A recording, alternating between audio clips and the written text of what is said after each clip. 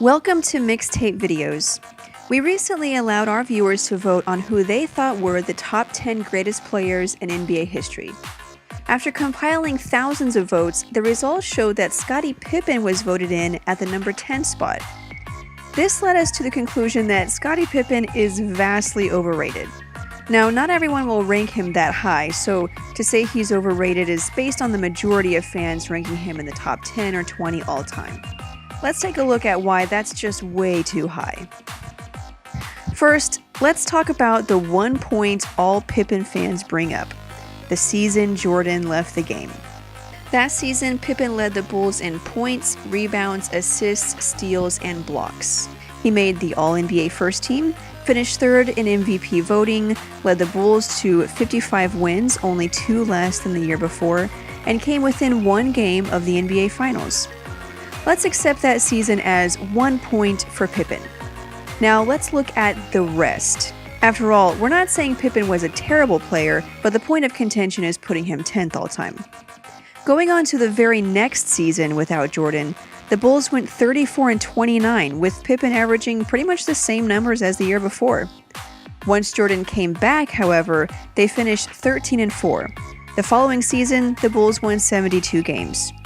Your life expectancy is like here. With me, it's here. Without me, here. With me, without me. With me, without me. To see how crucial Pippen was to the Bulls' success, let's take a look at win shares. Pippen's average win shares per year in Chicago was 8.2. Jordan's average was 15.7, and that's including 2 seasons where he played less than 20 games. Take those 2 seasons out of it, and it goes up to 18.2, again compared to Pippen's 8.2. What about the one magical season when Jordan was out? Pippen's win shares that year was 11.2. Most people point to Pippen's amazing defense, saying he was the greatest or one of the greatest defenders of all time, and that's why they rank him so high. Let's take a look at the defensive numbers. He's number 39 all-time in defensive box plus minus, number 16 all-time in defensive win shares, and number 65 in defensive rating. He cracked the top 10 in defensive rating just 5 times in his career and never won Defensive Player of the Year. In fact, in the 1991 Finals against the Lakers, Magic Johnson averaged just about the same numbers when Pippen was guarding him compared to when he wasn't. According to BasketballReference.com's similarity score, he's closer to a Shawn Marion or John Havlicek type player. In fact, if you look at their career averages, Pippen and Marion are nearly identical. And where do we rank Shawn Marion all time?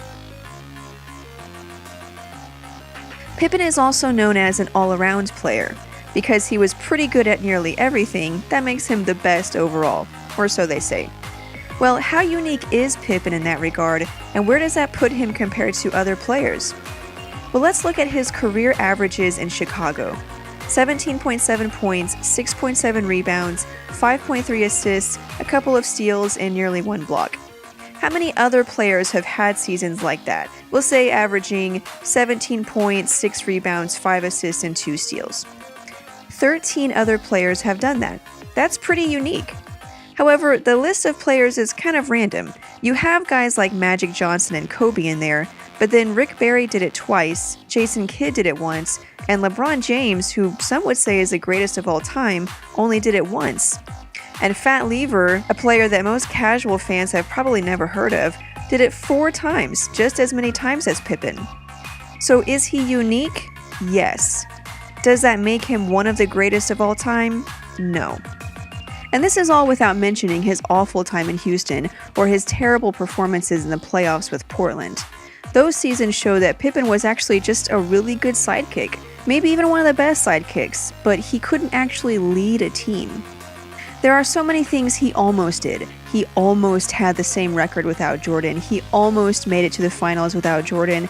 He almost beat the Lakers in Portland. He almost won MVP. Well, almost doesn't count. Now, none of the points we brought out here are completely terrible. We're not trashing Pippen, but to put him at number 10 all time, that's too high. Would Jordan have won without Pippen? Well, no, but an argument like that could be used for just about everyone who's won a championship. We don't elevate the sidekick to greatest of all time status for what the true leader and superstar did. Within their generation, Pippen was a great player, but looking at the big picture, he's overrated. That's our opinion, but we want to hear what you think. Where does Pippen belong when ranking NBA players? Make sure you follow us on social media, share this video, and subscribe for more NBA content.